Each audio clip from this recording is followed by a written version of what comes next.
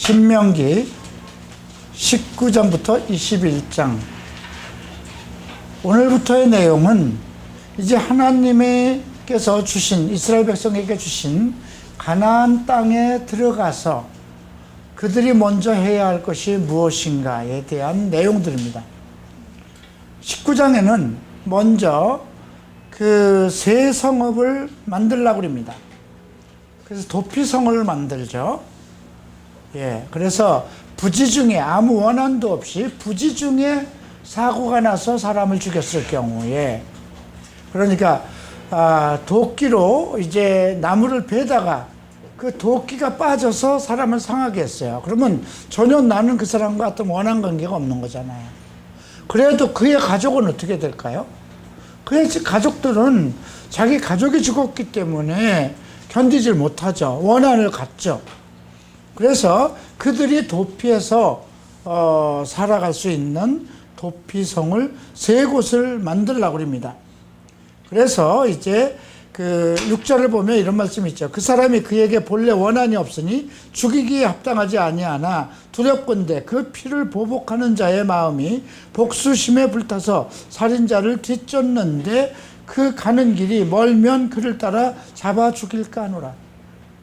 그래서 너무 멀지 않은 곳에 그 세 구역으로 내게 기업을 주시는 땅 전체를 세 구역으로 나누라는 거예요. 가나안 땅에 하나님께서 주신 그 지역을 세 구역으로 나누어서 이제 그 도피성을 만들려고 합니다. 그런데 흥미로운 말씀이 7절에 나와요. 그러므로 내가 내게 명령하기를 새 성읍은 너를 위하여 구별하노라. 왜 너를 위해서? 제사장들이 이제 이 모든 것을 판결하고 주관하는데 왜 그 새 성읍을 만드는 것은 그 너를 위해서 만든 것일까요? 왜냐하면 8절 9절에서 그 답변을 하고 있습니다. 내 하나님 여호와께서 내 백성들에게 맹세하신 대로 내 지경을 넓혀 내 조상들에게 주리라고 말씀하신 땅에 다 내게 주실 때, 또 너희가 오늘 내가 너희에게 명하여 이 모든 명령을 지켜 행하여 내 하나님 여호와를 사랑하고 항상 그의 길로 행할 때에 이 셋 외에 새 성읍을 더하여 내 하나님 여호와께서 내게 기업으로 주신 땅에서 무죄한 피를 흘리지 말라. 이같이 하면 그의 땅이 내게로 돌아가지 아니하리라. 그러니까 그 새 성읍 외에 또 새 성읍을 더해서, 그러니까 이런 것은 그 백성들, 하나님께서 주신 땅에 사람의 피로 인해서 더럽혀지지 않게 하기 위해서예요. 하나님이 주신 거룩한 땅에 사람의 피로 인해서 그 생명이 그 피로 인해서 더럽혀지지 않게 하기 위해서, 그러니까 결국 목적은 무엇이냐면 어떤 일이 있어도 그 피의 보복이 일어나서는 안 된다는 그 규정을 만든 것입니다. 그런데 그 11절부터는 또 다른 말씀이 나와요. 왜냐하면 이웃을 미워하여 엎드렸다가 원한을 가지고 상처를 입어서 죽게 했던 것. 그냥 단번에 죽은 게 아니라 그 원한, 그 이웃에 대해서 어떤 감정을 가지고 있다가 상처를 입혀서 죽게 한 자들은 그 보복자의 손에 넘겨서 죽이게 하라는, 그의 가족이든 누구든 원한 가진 사람이 죽일 수 있게 하라는 것이죠. 그래서 피에는 피, 이 말씀이 이제 뒤에서 그런 말씀으로 나와요. 21절 보면 내 눈이 국리를 여기지 말라. 생명에는 생명으로, 눈에는 눈으로, 이에는 이로, 손에는 손으로, 발에는 발로. 참 이거 어떻게 보면 공평한 거예요. 그죠? 그리고 이제 세 번째는 14절에 나오는 말씀이 있죠. 하나님 여호와께서 내게 주어 차지하게 하신 땅 곧 내 소유가 된 기업의 땅에서 조상이 정한 내 이웃의 징계표를, 경계표, 지경을 옮기지 말라. 나중에 이제 이 지경을 옮겨가지고 죽임을 당하는 그런 사건이 이제 또 일어납니다. 그 다음 이제 15절에는 이제 어떤 죄의 판결을 할 때 한 사람의 증인으로는 안 된다는 거예요. 2명이나 3명의 증인을 가져야 된다는 거죠. 지금도 마찬가지예요. 우리가 어떤 억울한 일에 대한 상담을 받으려면, 그러니까 부부 싸움에도 부부 상담을 할 때에는 한 사람 이야기만 들으면 안 돼요. 예. 예, 꼭 그 두 양쪽 말을 다 들어봐야 되죠. 그래서 2-3사람의 증인의 입으로 사건을 확정하라고 그러죠. 만일 위증하는 자가 있어 어떤 사람이 악을 행하였다고 말하면 그 농쟁하는 쌍방이 같이 하나님 앞에 나아가 그 당시 재판장과 제사장 앞에 설 것이요, 재판장은 자세히 조사하여 그 증인이 거짓 증거하여 그 형제를 거짓으로 모함한 것이 판명되면 그가 그의 형제에게 행하려고 꾀한 그대로 그에게 행하여 너희 중에서 악을 행하라. 그러니까 위증을 하지 못하도록, 만약에 위증을 했다면 그것도 그에게 그대로 갚아주라는 것이죠. 그래서 결국은 생명에는 생명으로, 이에는 이로, 손에는 손으로, 눈에는 누로, 발에는 발로. 이 말씀을 주님은 어떻게 해석하셨나요? 주님께서는 다른 말씀을 하셨죠. 산상수훈에서 나오는 거예요. 그죠? 그 마태복음 한번 볼까요? 산상수훈 5장에 나오는 말씀이죠. 5장 38절에 나오네요. 또 눈은 눈으로 이는 이로 갚으라 하였다는 것을 너희가 들었으나 나는 너에게 이르노니 악한 자를 대적하지 말라. 누구든지 내 오른편 뺨을 치거든 왼편도 돌려대며 또 너를 고발하여 속옷을 가지고자 하는 자에게는 겉옷까지 가지게 하며 또 누구든지 너로 억지로 오리를 가게 하거든 그 사람과 심리를 동행하고 내게 구하는 자에게 꾸며 내게 꾸고자 하는 자에게 거절하지 말라. 또 이 말을 보면 어느 것이 더 원칙일까요? 원칙을 따진다면 신명기에 주신 말씀이 맞아요. 그죠? 눈은 눈으로, 이는 이로, 손으로 한 것은 손으로, 발로 한 것은 발로. 어떻게 보면 그게 공정한 거 아닐까요? 그런데 예수님은 그렇게 하면 안 된다는 거예요. 그러니까 옛날에 있었던 그 5장에서 그 눈은 눈으로 이는 이로 갚으라 하였다는 것을 너희가 들었으나, 이 말은 뭐예요? 구약의 율법이 유대인에게 주신 말씀이잖아요. 그래서 너희는 그대로 그런 것을 실천해왔고 그렇게 듣고 있었지만 나는 너희에게 악한 자를 대적하지 말라. 누구든지 내 오른뺨을 치거든 왼편도 돌려대며. 더 힘들어요. 그죠? 구약의 법보다 신약의 법을 지키기가 더 힘들어요. 자기 어떤 분노, 감정, 이것을 그것을 완전히 털어내야 되는 문제잖아요. 무엇으로? 사랑이라는 개념으로. 이제 이것이 이루어진 것은 모든 원수를 네가 갚으려고 하지 말라는 거죠. 주께서 갚으신다는 거예요. 예. 그래서 19장에서는 이제 그 원한에 대해서 피 흘린 자와 피 흘리지 않아야 할 일들, 그런 것들, 그 다음에 재판이 일어났을 때 어떻게 두세 증인이 없으면 그 사건을 두세 증인의 입으로 그 사건을 확정하게 하고 위증하는 자는 용서하지 말라는 것입니다. 자, 이제 20장 보시겠습니다. 내가 나가서 적군과 싸우려 할 때에 말과 병거와 백성이 너보다 많음을 볼지라도 그들을 두려워 말라. 애굽 땅에서 너를 인도하여 내신 내 하나님 여호와께서 너와 함께 하시느니라. 전쟁은 여호와께 있는 것이다 말씀하셨죠. 사람의 수에 있는 것이 아니다. 그래서 그 애굽 땅에서 너희를 인도낼 때에 어떤 적군과 싸울 때에 그 엄청난 많은 적군들이 오다 하더라도 두려워하지 말라는 거예요. 애굽에서 있었던 일을 좀 기억하라는 거죠. 애굽의 군대보다 큰 군대는 없었어요. 애굽처럼 어떤 이적과 기적을 일으키는 그러한 신들도 없었어요. 그죠? 그럼에도 불구하고 하나님께서 그들을 이끌어내셨기 때문에 나는 너희를 애굽에서 이끌어낸 너희의 여호와이니 그 여호와가 함께 하시니 너희는 어떤 말과 군대 그런 것을 보더라도 더 많다 하더라도 두려워하지 말라는 것이죠.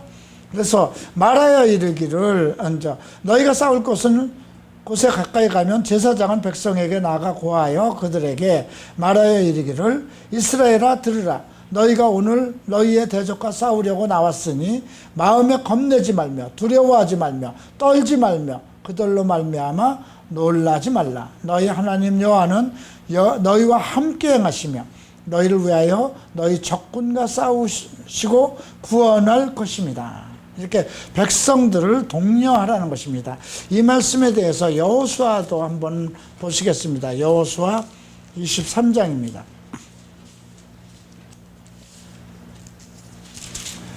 자, 여호수아 23장 10절 보면 너희 중 한 사람이 1000명을 쫓으리니 이는 너희의 하나님 여호와가 그가 너희에게 말씀하신 것 같이 너희를 위하여 싸우시라. 일당 100이 아니고 일당 1000이네요. 한 사람이 1000을 대하도록 그런 힘과 능력을 주실 것이라는 거예요. 전쟁은 여호와께 있다는 것 우리가 기억할 필요가 있고요. 그래서 이렇게 전쟁이 일어날 때에 이제 전쟁터에 내보내지 말아야 할 사람들은 어떤 사람들인가? 5절에 이런 말씀이 있습니다. 건물을 새 집을 짓고 낙성식을 하지 못한 자, 새 집을 짓고 들어가 보지도 못한 사람들이 있을 수 있잖아요. 공교롭게 애써서 그 집을 하나 지으려면 얼마나 오랜 세월 동안 온 가족이 그냥 애쓰고 힘써서 털을 닦고 집을 짓고 정말 너무 애써서 한 거잖아요. 그런데 때마침 전쟁이 일어나면 집에 들어가 보지도 못하고 죽임을 당할 수도 있기 때문에 그 사람은 빼주라는 거예요. 자, 또 그 다음에 6절을 보면 포도를 만들고 과실을 못한 자. 포도가 뭐 한두 해에 열리는 거 아니잖아요. 그냥 애써서 포도를 해서 이제 따려고 했는데 전쟁이 일어났어요. 그 사람 만약에 그 사람이 나가서 죽으면 어떻게 돼요? 애써서 만든 그 포도 딴 사람이 먹게 되지 않느냐. 예. 다음 재밌습니다. 7절을 보면 여자와 약혼하고 그와 결혼하지 못한 자가 있느냐. 그는 집으로 돌아갈지니. 전사하면 타인이 데리고 살 거잖아요. 그죠? 예. 이게 아주 하나님께서는 이스라엘 백성들이 그 전쟁이라는 것에 대해서 두려워하지 말고 당연히 이길 것이기 때문에 이러한 무리에서 그냥 막 어떻게든지 나가서 내가 싸워야지 그러한 마음으로 내보내지 않으려고 하는 거예요. 그 사람들이 충분히 노력한 것만큼 집을 지었다든가 또 포도원에 포도를 가꿨다든가 아내를 얻었다든가 하면 그 기쁨을 자기가 누릴 수 있도록 하기 위한 것이죠. 그 다음에 이제 8절에 보면 두려워하며 마음이 허약한 자, 막 전쟁만 몸을 불불불 떨려서 그냥 숨는 사람들, 허약한 자, 마음이 허약한 자. 그러니까 마음이 허약한 자는 전쟁터에 나가도 도움이 안 되죠. 그는 집으로 돌아갈 것이라. 왜냐하면 그의 형제들의 마음도 그의 마음과 같이 낙심할까. 이거 매우 중요합니다. 교회 안에서 한 사람이 자꾸 낙담하고 막 나는 안 돼, 나는 안 돼. 이건 누룩이에요. 번져요. 여러분 하품을 할 때 하품이 옆 사람 쭉 돌아가죠. 그죠? 그만큼 뭔가 공기가 안 좋은 건데 그 사람이 하품으로 해서 쭉 돌게 돼 있어요. 그죠? 자, 한 사람이 이제 우리가 성역 공부하는데 한쪽에서 꾸벅꾸벅 졸아봐요. 같이 졸게 되죠. 그죠? 예. 그렇기 때문에 이런 문제들에 대해서 아주 마음이 허약해서 두려워 전쟁터에 나갔는데 이왕 나갔으면 신고 싸워야 되는데 막 불불불 떨고 그러면 옆에 있는 사람들까지 두려워지잖아요. 그죠? 그래서 그런 자들은 주변 형제들 마음을 낙심케 할지 모르니 데리고 가지 말라는 거죠. 백성에게 이르기를 마친 후에 군대의 지휘관들을 세워 무리를 거느리게 할지라. 중요한 것은 이제 군대의 지휘관을 꼭 세우라는 거예요. 리더를 세우라는 것입니다. 네.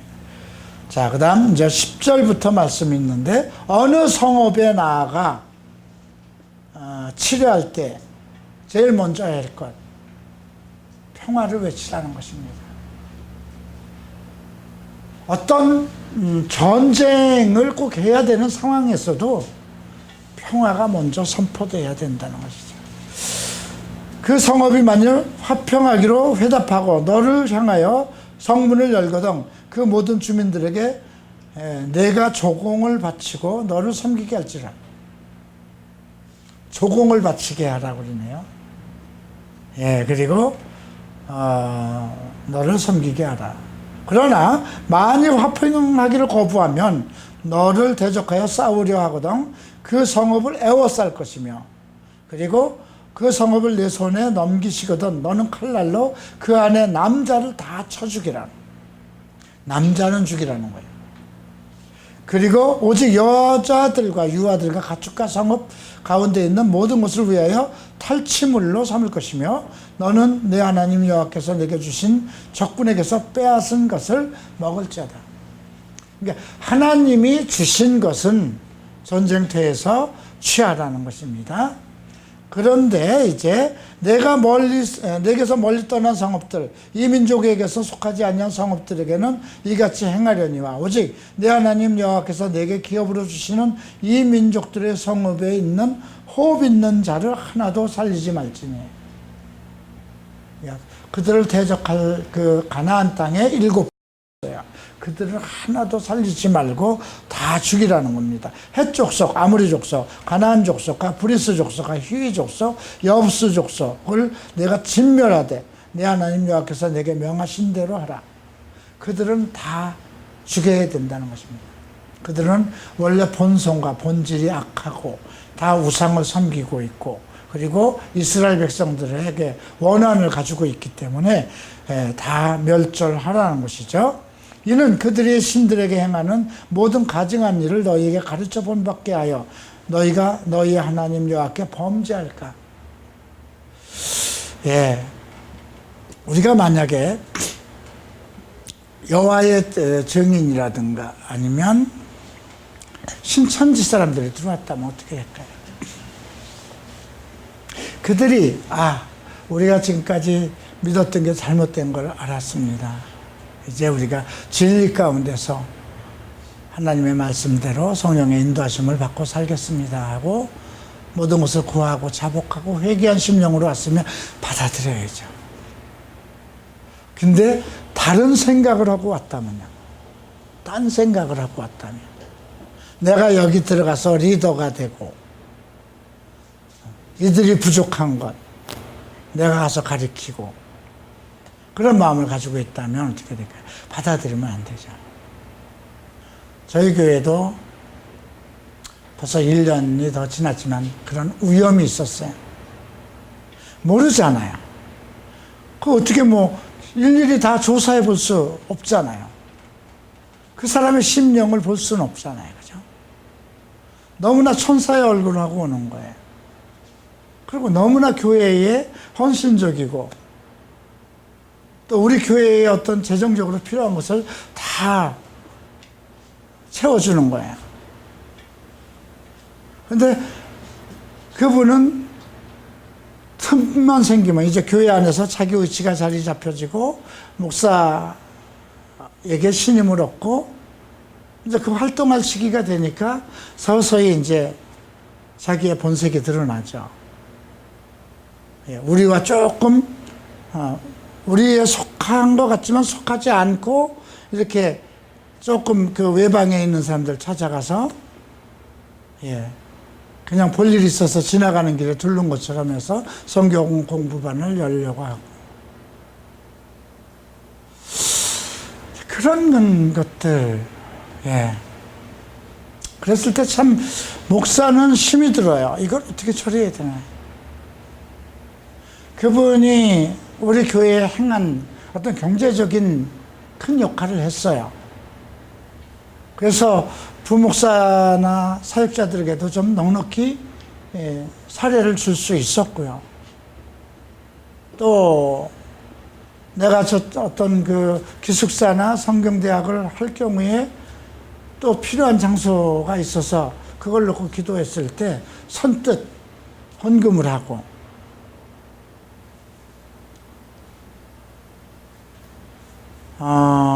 상당히 고민이 됐어요. 근데 이렇게 사람을 대놓고는 얘기를 못해요. 그죠? 그래서 많은 기도 끝에, 그때, 때마침 미국에 이제 들어갔을 때예요. 이제 많은 기도를 하고 그분에게 문자를 보냈어요. 이제 모든 것을 정리하고 저희 교회에 오셨으면 옛것을 다 벗어버리고 우리와 한 몸이 돼서 정말 갈보리 촛불의 좋은 하나님의 말씀의 순리를 따라서 같이 일을 하십시다. 전에 가지고 있었던 그 방법, 그거는 안 됩니다. 이제 그게 구원파였어요. 결국 갔다 오자마자 그분이 하나님께서 떠나라고 하셨다고. 그리고 이제 두 분의 집사님이 나가셨는데요. 아직도 저는 그분들에 대해서 좀 안타까워요. 상당히 잘 하셨어요. 우리 부인 모임에서도 그렇고. 그런데 아마 그분을 그대로 하게 하셨다면 어떻게 됐을까요? 더 오래되고 더 여러 가지가 남았다면 아마 더 곤란해졌겠죠. 여러 가지로. 여러 가지 분열이 일어날 수도 있고요. 그래서 오늘 이런 것들, 왜 그들이 모든 가증한 일을 너희에게 가르쳐 본 밖에 하여 너희가 너희 하나님 여호와께 범죄할까? 어떤 것, 다른 종교가 가지고 있는 거 있어요. 만약에 우리 교회에 어떤 장로교회 신학을 한 분이 왔어요. 그래서 어떤 칼빈주의에 대해서 굽히지 않고 계속 얘기를 한다고 한다면요. 그죠? 하나님의 어떤 은혜는 불가항력적이라 하나님의 은혜 속에 들어온 사람은 도저히 빠져나갈 수가 없다. 아니거든요. 보세요. 가룟 유다가 어떻게 됐어요? 사도로까지 부름을 받았지만 배반할 수 있었던 거거든요. 그런데 그렇게 교육을 받은 사람은, 그래서 그 신학적인 교리를 그렇게 공부한 사람들은, 평신도들은 잘 몰라요. 그런데 어떤 이단의 교리를 배웠다든가 어느 신학교에서 그 뿌리를 가지고 있는 그 신학을 배웠다면 그 목사들이 그걸 벗어버리는데 쉽지 않아요. 저도 순복음에서 갈보리 촛불로 왔을 때 오중복음이라는 그 조영기 목사가 언급한 그 순복음에 가지고 있는 오중복음에 대한 절대성을 가지고 있었어요. 그게 안 벗어졌어요. 상당히 시간이 걸렸어요. 근데 만약에 그런 논리를 가지고 있는 분이 오랫동안 어떤 우리 교회에서 리더가 된다면 어떻게 될까요? 그죠? 그리고 어느 날 이제 세대 교체가 이루어졌다면 어떻게 될까요? 미국 갈보리 채플 척 스미스 목사님 때에도 그런 일이 있었습니다.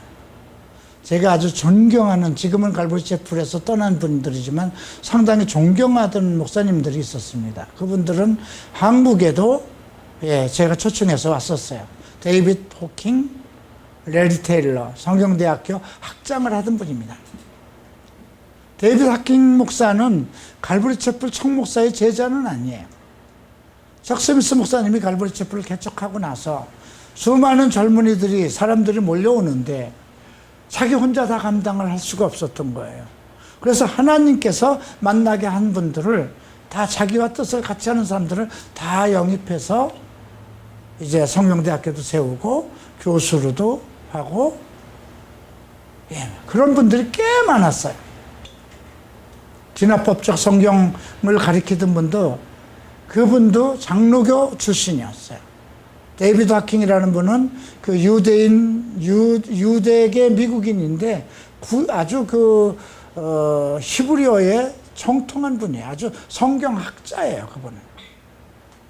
레리 텔러는 침례교에 정말 머리가 아주 명석한, 예, 그런 목사였어요. 그분들이 30년, 25년, 30년을 갈보체플의 기둥 같은 분으로. 그런데 조금씩 교리가 좀 달랐어요.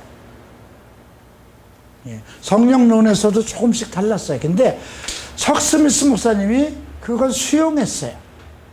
그러니까 어떤 구원론에서 문제가 생긴다든가, 그러니까 뭐 성령론 같은 곳에도 뭐 순복음이 얘기하는 것처럼 그 어떤 것이든지 내가 기도하면 기도한 대로 이룰 것이라든가 이런 문제, 뭐 방언에 대한 잘못된 거, 그런 것은 아주 엄격하게 그 배척하고 정리를 하셨는데, 아직 확정되지 않았던 것, 정말 확정되지 않은 것. 그러니까 한 예를 들으면 고린도전서 한번 13장을 볼까요?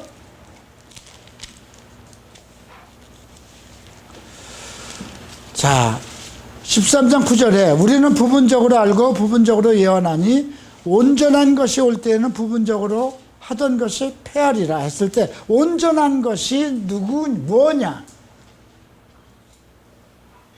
어떤 분은 예수 그리스도가 올 때로 얘기를 해요. 어떤 분은 진리가 깨우쳐졌을 때로 봐요. 근데 이런 것은 무엇이라고 어떻게 확정을 질 수가 없어요. 근데 그런 것들은 장래에 아주 확실하지 않은 것, 먼저 계시록에 대해서도 확실한 것이 있고 확실하지 않은 것들이 있어요. 이런 것에 대해서는 그렇게 쉽게, 그러니까 완벽한 어떤 구원의 논리라든가 이런 것은 분명히 하셨지만 아직 확정되지 않은 것에 대해서는 척 스미스 목사님은 포괄적으로 포용하셨어요. 그런데 이제 청 목사님이 갑자기 몸이 아파지게 되셨고 여러 번 수술을 받게 되고, 이제 후계자가 이제 다른, 이제 지금은 먼저 브라이언이 그 사위가 그 후계자가 되었지만, 그때 이제 칼버리 채플 제자들이 회의를 하기 시작한 거예요. 각 제자들은 나가서 자기 교회를 개척했어요. 근데 본부는 코스탐에서 척 스미스 목사님인데, 청 목사님이 아프고 그 척 스미스 목사님이 다 하던 거를, 그래서 그 사위가 들어왔지만, 사위는 외국에서 영국에서 선교사로 오랫동안 있던 분이 와서 새로 그 성도들을 이렇게 통솔이 안 되잖아요. 근데 수많은 신학생들과 성도들은 이미 데이비드 하킹과 레리 텔러에 대해서 신임하고 있었고, 예. 그래서 사실 두 분이 다 후계자 물망에 올랐던 분들이에요. 근데 그분들은 칼보리 채플의 교리와 조금 다른 부분들이 있었어요. 예, 자기가 뼈대처럼 자라온 그런 신학들을 가지고 오잖아요. 그죠? 그래서 자연스럽게 정리를 하셨어요.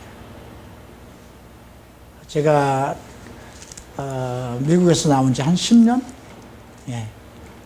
그때쯤 됐는데, 근데 그런 것들을 이렇게 보면 아마 우리도 마찬가지일 것 같아요. 여러분들이 쭉 이제 말씀대로 자라왔다고 하십시다. 그래서 이제 어느 정도 이제 소명감을 가지고 헌신을 하려고 하고, 이제 우리가 성경대학교를 해서 그걸 통해서 이제 제자 사역이 시작되고 있는데, 교회가 커지면 여기저기서 들어오잖아요. 이미 다른 신학교를 한 사람도 올 것이고, 예. 근데 싸우는 건 안 되는 거잖아요. 그죠? 우리가 여러분들도 다 지금 그 다른 교회에서 왔어요. 순복음에서도 오고 장로교에서도 오고 감리교에서도 오고, 그죠? 그런데 여러분들끼리는 다툼이 안 나요. 그 논리가 있다가도 가르침을 가지고 따라요. 근데 일단 목사가 됐다든가 기름 부음을 받았다든가 신학을 했다 그러면 그 신학의 뼈대가 있어요. 그것을 쉽게 안 내려놓는 경우가 있어요. 근데 그런 것들을 이제 뭐 성경적 상담에도 나는 여러분들에게 계속해서 어떤 성경적 상담, 성경만 가지고 하는 것을 논했는데 어떤 분이 와서 그게 꼭 그것만 가지고 되겠느냐? 어떤 이런 부분도 좀 적용시키면 안 되겠느냐? 이런 논리를 가지고 왔을 때, 뭐 제가 있을 때는 그것이 교통정리가 되죠. 그죠? 근데 만약에 내가 없고 다음 차세대가 왔을 때, 또 한국은 나이라는 것과 경력을 중요시하는 그런 그 풍습이 있잖아요. 우리 최 목사가 있지만 최 목사보다 나이가 많고 또 어떤 사회적인 경력, 목회자의 경력이 딱 있고 나름대로 엄청난 지식을 딱 가지고 있는데 뭔가 우리 갈보리 채플의 정통 보수적인 뭐가 다른 부분이 하나 있다고 하십시다. 그러면 어떻게 할 것인가 이거죠. 그래서 우리가 이런 것도 적용을 해야 돼요. 예. 그 다음에 이제 19절에 특별한 명령을 합니다. 너희가 어떤 성읍을 오랫동안 에워싸고 그 성읍을 쳐서 점령하려 할 때에도 도끼를 둘러 그곳에 나무를 찍어내지 말라. 왜냐하면 그 나무들 또 써야 되잖아요. 그죠? 예. 그래서 너희가 먹을 것이 될 것이니 찍지 말라. 들의 수목이 사람이냐? 너희가 어찌 그것을 에워싸겠느냐? 이 말은 뭐예요? 사람만 제하라는 거예요. 그죠? 그 수목이나 이런 것은 그대로 너희가 그것을 먹을 것이라는 거죠. 자, 다만 과목이 아닌 수목은 찍어내어 너희와 싸우는 그 성읍을 치는 기구를 만들어 그 성읍을 함락시킬 때까지 쓸지니라. 과목은 두라는 겁니다. 과일을 먹어야 되니까. 근데 전쟁에 쓸 수 있는 그런 것은 해서 이렇게 울타리를 세우고 그런 데 사용하라는 것이죠. 자, 이제 21장입니다. 피살된 시체가 들에 엎드러진 것을 보거든. 누가 죽였는지 몰라요. 근데 누구한테 죽인 피살체가 있어요. 그럴 경우는 어떻게 할 거냐? 사방으로 제대 가장 가까운 데에 있는 장로들이 이제 한 번도 멍에를 매지 않은 암송아지를 또 가지고 나오라고 그래요. 그리고 4절 보면 그 성읍의 장로들이 물이 항상 흐르고 갈지도 않고 씨를 뿌린 일도 없는 골짜기로, 물은 흐르고 갈아엎지도 않고 씨를 뿌리지도 않은 그 골짜기로 그 송아지를 끌고 가서 그 골짜기에서 송아지의 목을 꺾을 것이야. 어떻게 보면 이거 왜 꼭 그래야 되는가? 그죠? 뭐 꼭 어떤 농경지도 아닌 그런 물이 흐르는 곳. 왜 이런 것을 정했을까? 조금 어떻게 보면 미신적인 것 같고 그러잖아요. 그죠? 그리고 레위 자손 제사장들도 그리로 갈지니 그들은 내 하나님 여호와께서 택하사 자기를 섬기게 하시며 또 여호와의 이름을 축복하게 하신 자라. 모든 소송과 모든 투쟁이 그들의 말대로 판결될 것이라. 반드시 제사장들, 레위 자손들은 제사장이 함께 해야 된다는 것입니다. 하나님께서 그에게 판결의 권위를 주셨기 때문에 그 피살된 곳에 제일 가까운 성읍의 모든 장로 그 골짜기에서 목을 꺾은 암송아지 위에 손을 씻으며 말하기를 우리의 손이 이 피를 흘리지 아니하였고 우리의 눈이 이것을 보지도 못하였나이다. 여호와여 주께서 속량하신 주의 백성 이스라엘을 사하시고 무죄한 피를 주의 백성 이스라엘 중에 머물러 두지 마옵소서 하면 그 피 흘린 죄가 사함을 받으리니. 어쨌든 자기네들 땅에 한 변사체가 생겼어요. 근데 이거를 어떻게 밝혀내느냐 이거예요. 그죠? 그러나 그걸로 인해서 이스라엘 전체 누가 죽였을지도 모르는 걸로 인해서 그 하나님의 피해 보복이, 피해 저주가 있지 않게 하기 위해서 이렇게 행하라는 것입니다. 이거를 통해서 알 수 있는 것은 사람의 생명이 피해 있기 때문에, 짐승도 그 생명이 피해 있기 때문에 피째 먹지 말라고 그랬지만, 하나님께서는 이 사람의 피를, 그 생명을 중하게 여기신다는 것입니다. 그 아벨이 죽은 것에 대해서도 그 피가 땅에서 내게 호소하였다고 그랬거든요. 하나님이 생명을 창조하신 것이기 때문에 그를 죽인 것에 대해서는 하나님께서 용납을 하시지 않겠다는 것이죠. 그래서 너는 이와 같이 여호와께서 보시기에 정직한 일을 행하여 무죄한 자의 피 흘린 죄를 너희 중에서 제할지니라. 무죄한 자, 그러니까 어떤 사람이 무죄하게 사실 죽었다 하더라도, 누구에 의해서, 원한에 의해서 죽었든 어쨌든 그 피살체로 나타났을 때는 이러한 그 하나님이 정하신 법에 의해서 제사장과 그 장로들, 그 가까운 성읍의 장로들이, 그러니까 왜 또 가까운 데 성읍으로 했을까요? 사체가 사방에서 가장 가까운 그 마을과 어떤 관계가 있을 수도 있고, 그래서 그렇게 아마 책임을 갖게 하시는 것이 아닌가 싶습니다. 10절을 봅니다. 내가 나가서 적군과 싸울 때에 내 하나님 여호와께서 그들을 내 손으로 넘기심으로 내가 그들을 사로잡은 후에 내가 만일 그 포로 중에 아리따운 여자를 보고 그에게 연연하여 아내를 삼고자 하거든 그를 내 집으로 데려갈 것이요. 그는 그 머리를 밀고 손톱을 베고 포로의 의복을 벗고 내 집에서 살며 그 부모를 위하여 한 달 동안 애곡한 후에 내가 그에게로 들어가서 그의 남편이 되고 그의 아내가 될 것이다. 전쟁터에 가서 남자들은 다 죽였어요. 근데 너무나 이쁜 자매가 있는 거예요. 그러면 그를 데려오라는 거죠. 그러면 머리를 일단 밀라고 그랬어요. 그리고 손톱을 다 자르라고 그러고, 그리고 한 달 동안을 이제 애곡, 자기 남편을 위해서 애곡하는 거겠죠. 그러나 그 후에 데리고 살다 보니까 마음에 안 들어요.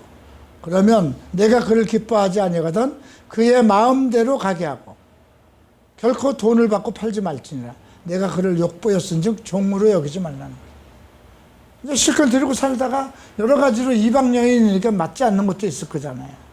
그러면 노예로 팔든가 종으로 여기지 말고 그 여인이 가고 싶은 대로 가도록 내보내라는 것이죠. 참 이런 걸 보면 참 공평하지 않는가 싶기도 합니다. 15절 봅니다.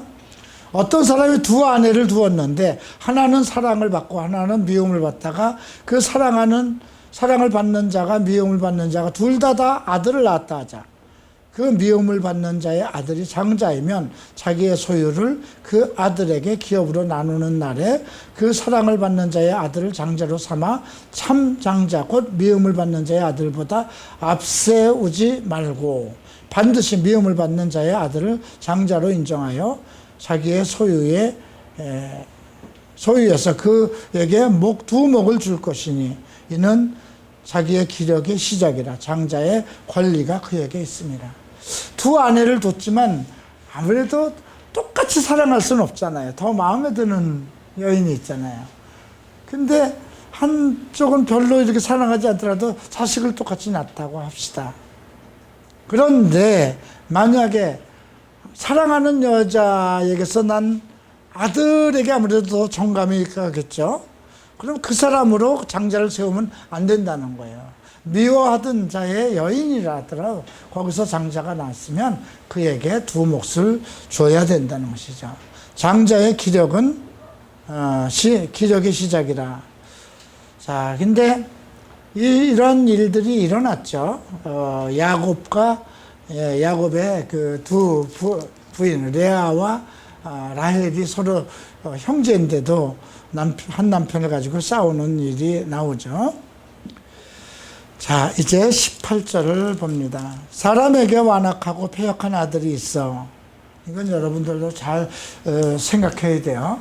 근데 여기 아내에 관한 거는 여러분들은 이건 그냥 구약에 있었던 이스라엘 백성들에게 주신 얘기니까 여러분들은 뭐 전혀 관계 없는 겁니다. 여러분들은 어떻게 뭐 코가 삐뚤어졌든 뭐 못났든 잘났든 일단 하나님께서 이 여인을 내게 주셔서 결혼했다 그러면 죽을 때까지 내가 먼저 죽더라도 여인을 버리면 안 되는 겁니다.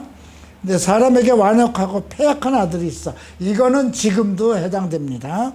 그의 아버지의 말이나 그 어머니의 말을 순종하지 아니하고 부모가 징계하여도 순종하지 않거든. 그의 부모가 그를 끌고 성문에 이르러 그 성읍 장로들에게 나아가 그 성읍 장로들에게 말하기를 우리의 이 자식은 완악하고 패역하여 우리의 말을 듣지 아니하고 방탕하며 술에 잠긴 자라 하면 그 성읍의 모든 사람들이 그를 돌로 쳐 죽일지. 지금은 그렇게 할 수는 없죠. 그러면 부모가 징역 살죠. 예, 왜 그랬을까요? 패역한 자식을 이스라엘 백성에게 두지 않게 해요. 이미 십계명에 내 부모를 공경하라고 그랬잖아요. 그죠? 예. 자, 그래서 이같이 하여 너희 중에서 악을 제하라. 그리하면 이스라엘이 듣고 두려워하라. 하나님의 말씀이니 부모를 공경하도록 하는 그 법을 엄격하게 하기 위해서 이런 법을 주셨습니다. 사람이 만일 죽을 죄를 범함으로 내가 그를 죽여 나무에 위에 달았거든. 이게 이제 그리스도에 대한 말씀이 또 나오는 겁니다. 그 시체를 나무 위에 밤새도록 두지 말고 그날에 장사하여 내 하나님 여호와께서 내게 기업으로 주신 땅을 더럽히지 말라. 나무 위에 달린 자는 하나님께 저주를 받았습니다. 이 말씀이 성취되었는데 어디에서 나올까요? 갈라디아서 볼까요? 갈라디아서 3장입니다.